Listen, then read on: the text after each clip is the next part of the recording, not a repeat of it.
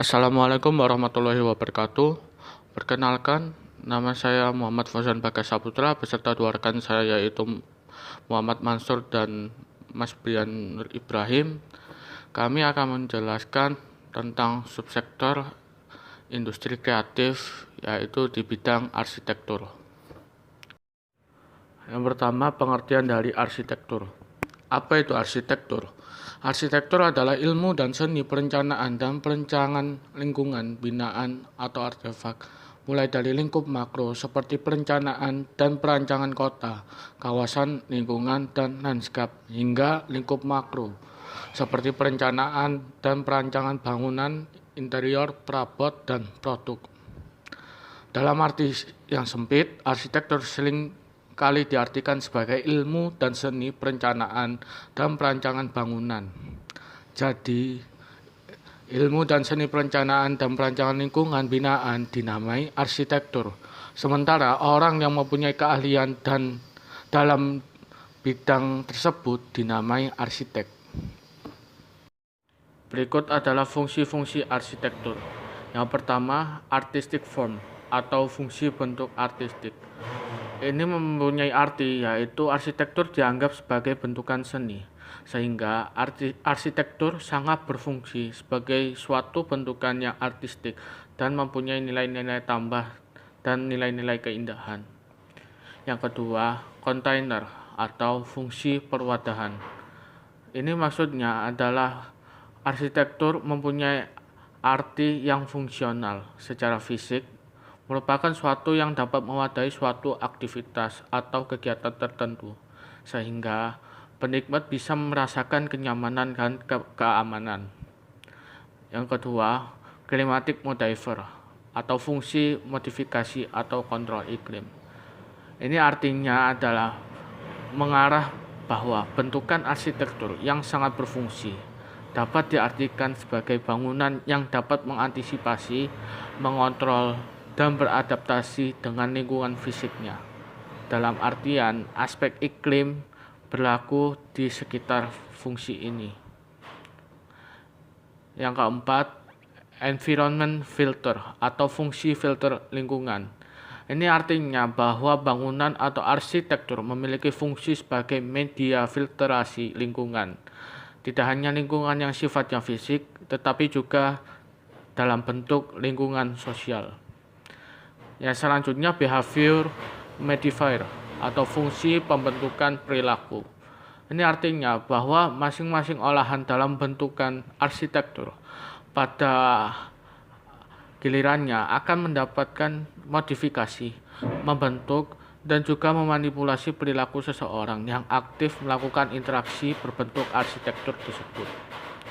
Yang selanjutnya, capital investment atau fungsi investasi modal. Ini artinya arsitektur juga mempunyai suatu tujuan, yaitu mendapatkan manfaat atau nilai tambah atau juga keuntungan. Investasi yang dimaksud ini adalah sebagai sebuah usaha, memanfaatkan sumber daya, baik modal uang, alat, dan tenaga untuk memperoleh keuntungan tertentu. Jenis keuntungan tersebut ada dua, yaitu keuntungan profit dan keuntungan benefit. Yang selanjutnya ada bidang perencanaan arsitektur. Bidang perencanaan arsitektur mempunyai 4 bidang. Yang pertama, building indoor environment atau lingkungan ruang dalam bangunan. Bidang ini meliputi aspek-aspek lingkungan dalam desain, analisis, dan efisiensi energi, kesehatan, dan kenyamanan bangunan. Bidang ini khususnya diantara lain mementingkan kenyamanan thermal, akustik, heavy AC, dan sistem kontrol. Yang kedua, manajemen construction management atau manajemen konstruksi. Manajemen konstruksi adalah bidang yang meliputi teknik konstruksi, proses konstruksi, perencanaan, penjadwalan, pengendalian proyek, serta pengendalian pekerja dan mengatur bangunan. Yang selanjutnya, efisiensi energi. Efisiensi energi adalah bidang yang meliputi analisa, desain, kontrol efisiensi energi atau low energy. sistem heavy AC, dan intelligent building. Yang terakhir ada building envelope. Building envelope adalah suatu aplikasi yang menggambarkan semua area dari teknik bangunan, khususnya ilmu pengetahuan dan lingkungan ruang dalam. Bidang ini memfokuskan pada analisa dan desain pada bangunan, meliputi ketahanan bangunan, perpindahan panas, dan kelembapan serta interaksi dengan lingkungan ruang dalam. Selanjutnya ada beberapa industri yang saling berkaitan atau memiliki korelasi dengan industri arsitektur. Yaitu yang pertama kontraktor atau pemborong. Kontraktor ini merupakan perusahaan yang berperan mewujudkan hasil desain arsitektur menjadi bangunan yang berwujud nyata. Lalu yang kedua, pengembangan atau developer. Developer ini merupakan perusahaan yang mengembangkan sebuah kawasan perumahan yang terpadu. Lalu kemudian perumahan tersebut dijual kepada konsumen akhir. Selanjutnya yang ketiga, perusahaan rekayasa teknik. Perusahaan rekayasa teknik ini merupakan perusahaan yang menyediakan jasa perancangan kegiatan yang berhubungan dengan bangunan seperti rekayasa listrik, rekayasa struktur bangunan, rekayasa hidrolika, dan sejenisnya. Dan terakhir, surveyor geologi dan pertahanan. Pada bagian ini merupakan perusahaan penyedia jasa survei. Nah, jasa survei ini menyediakan jasa survei kondisi tanah pada lokasi tempat yang akan didirikan bangunan. Selanjutnya ada macam-macam arsitektur. Yang pertama, arsitektur modern. Arsitektur modern ini lebih mengutamakan fungsi dalam menentukan bentuk, ukuran, dan bahan dengan ornamen yang minim dan fungsional. Rumah-rumah baru yang dibangun dengan gaya arsitektur modern ini memiliki penyesuaian terhadap bahan bangunan seperti teknologi terkini, perkembangan budaya, serta wawasan dan gaya hidup penghuninya. Yang selanjutnya, arsitektur Mediterania. Arsitektur Mediterania ini memiliki ornamen yang sederhana, dan arsitektur ini lebih mengutamakan kenyamanan penghuninya. Nah, arsitektur ini terinspirasi dari bangunan-bangunan dari Italia dan Spanyol, karena bangunan-bangunan di sana itu memiliki bentuk yang dinamis. Dengan penataan bangunan-bangunan di sana itu menyebar dari rumah ke rumah dengan lahan yang luas. Dan selanjutnya, arsitektur klasik. Arsitektur klasik ini memberikan kesan yang mewah, seperti bangunan-bangunan klasik pada umumnya. Ciri khas arsitektur klasik ini yaitu pada pilar-pilar ornamen yang berkembang pada saat kerajaan Romawi dan Yunani kuno.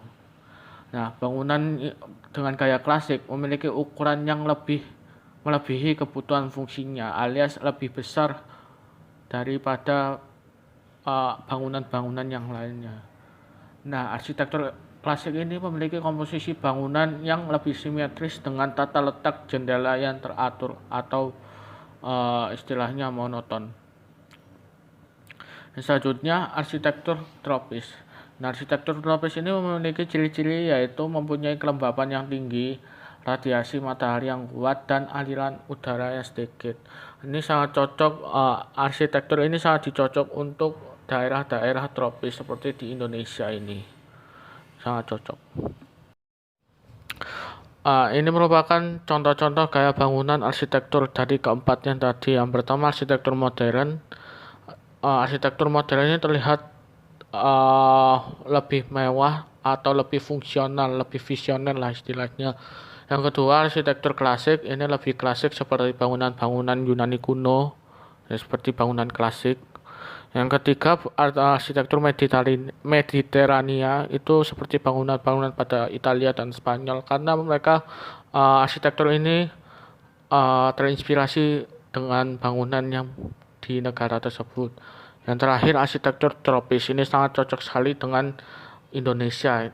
Sangat cocok sekali dibangun di kawasan Indonesia atau negara yang memiliki iklim tropis. Dan ini ada 3 kontribusi industri arsitektur pada PTB, yaitu yang pertama adalah pertumbuhan PTB yang saat ini mencapai 6,05%. Laju pertumbuhan PTB subsektor arsitektur pada tahun 2016. Yang kedua, e-commerce yang sampai saat ini 64,04%. Persentase penerapan e-commerce dalam usaha subsektor arsitektur. Yang ketiga adalah internet yang sampai saat ini adalah 52,20%.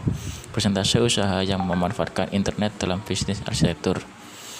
5.740 jumlah usaha yang bergerak di subsektor arsitektur 2016 adalah persentase TK berdasarkan gender 2016. Laki-laki sampai dengan 92,39%, perempuan 7,61%. Dan ini adalah keunggulan dalam industri arsitektur. Yang pertama, dalam mutu arsitek Indonesia sudah tergolong baik, bahkan beberapa diantaranya sudah pernah mendapatkan penghargaan di tingkat internasional. Yang kedua, arsitek Indonesia sudah mampu dan terampil memanfaatkan teknologi software pendukung seperti komputer aided drawing atau CAD. Yang ketiga, bisnis properti di Indonesia terus membaik sehingga peluang usaha jasa arsitektur juga ikut membaik. Yang keempat, beberapa arsitek Indonesia ada yang berani mengangkat konsep arsitektur lokal ke tingkat internasional sehingga dapat mengharumkan nama bangsa. Dan ini adalah masih banyak lagi. Dan ini adalah kelemahannya dalam industri arsitektur. Kurikulum arsitektur masih kurang memadai sehingga saat ini tuh belum bisa memenuhi tuntutan kebutuhan konsumen yang terus berkembang. Arsitek di Indonesia kurang mendapat kesempatan mengerjakan proyek besar di Indonesia akibat kebijakan benar asing yang mewajibkan pemakaian arsitek dari luar negeri ini sebagai syarat pemberian bantuan dana pembangunan, sehingga penghargaan masyarakat terhadap kerja ini arsitektur bernuansa lokal masih kurang. Belum pasti ada undang-undang khusus yang mengatur profesi arsitek ini. Di pasar-pasar juga masih banyak yang menggabungkan pekerjaan desain dengan konstruksi. Dan ini adalah lambangnya Ikatan Arsitek Indonesia atau yang biasanya disebut IAI, Indonesian Institute of Architects, yaitu adalah organisasi profesi arsitek di Indonesia. Ini adalah sejarahnya berdirinya IAI, yaitu Ikatan Arsitek Indonesia. Pada 16 September 1959, arsitek senior Indonesia berkumpul di kediaman Lim Ban J di Bandung. Arsitek ini yang hadir pada saat itu yang dikenal adalah Friedrich Silaban dan Muhammad Sosilo, dan 18 arsitek muda lulusan pertama ITB tahun 1958. Dan salah satunya ini adalah arsitek termuda tersebut adalah Ahmad Noman. Pertemuan itu menjadi dasar berdirinya Ikatan Arsitek di Indonesia yang akhirnya diumumkan secara resmi pada 17 September 1959 di Bandung. Dan ini adalah macam-macam jenis arsitek. Oke, ini jasa arsitek bidang desain industri ini ada 5 macam. Yang pertama itu ada arsitek tipe industri mengembangkan rencana desain yang memicu pada struktur bangunan. Terus yang kedua, desain yang dikerjakan selalu dibahas bersama dengan kontraktor yang juga ikut memberikan persetujuan sehubungan teknis pelaksanaan. Terus yang ketiga, desain arsitektur kemudian dijabarkan lebih detail, dirubah bila ada pembaruan spesifikasi.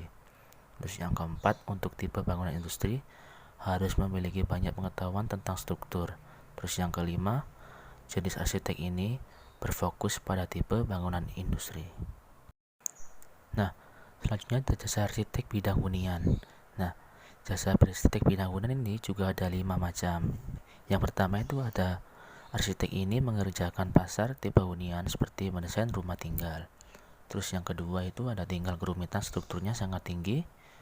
Yang ketiga, harus dapat merencanakan desain bangunan agar memenuhi spesifikasi bangunan yang diminta. Yang keempat, desain perencanaannya selalu dipresentasikan dan harus mendapat persetujuan dari klien. Yang kelima, perlu mengetahui berbagai peraturan bangunan yang ada di sekitarnya. Oke, dari jasa arsitek bidang komersial ini ada 4. Yang pertama itu skala konveksinya itu mendesain bangunan tipe komersial seperti mall, hotel, dan lain-lain. Terus yang kedua, para arsitek di pasar ini bekerja di kantor dan juga di lapangan. Terus yang ketiganya itu, arsitek ini dibutuhkan menciptakan desain yang sangat detail dan terstruktur. Yang keempat, lingkungan proyek di bidang ini luas, sehingga bisa berkolaborasi banyak arsitek-arsitek lainnya. Jasa arsitek bidang desain landscape atau pertamanan. Yang pertama, arsitek di bidang ini kerap kali disewa untuk proyek pribadi. Yang kedua, berkoordinasi juga dengan tata perencanaan kota dan mengikuti rencana pengembangan kota yang ada.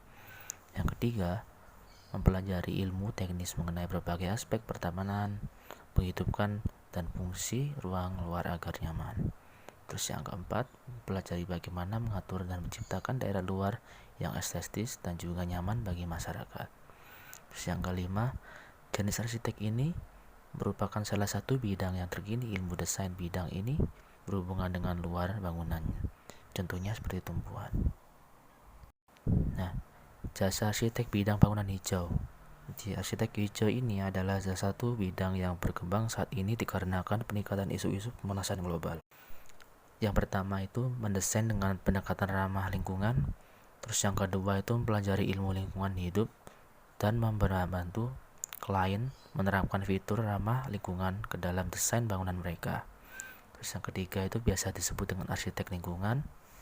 Terus yang terakhir, 4, bisa menerapkan fitur ramah lingkungan seperti panel surya dan lain-lain. Contoh ide bisnis industri kreatif arsitektur. Nah, ini artikel menurut sumber kompasiana.com. Di PT Langkadiri Terang atau Ladote merupakan sebuah perusahaan yang bergelut di bidang arsitektur dan sudah bergerak sejak November tahun 2015.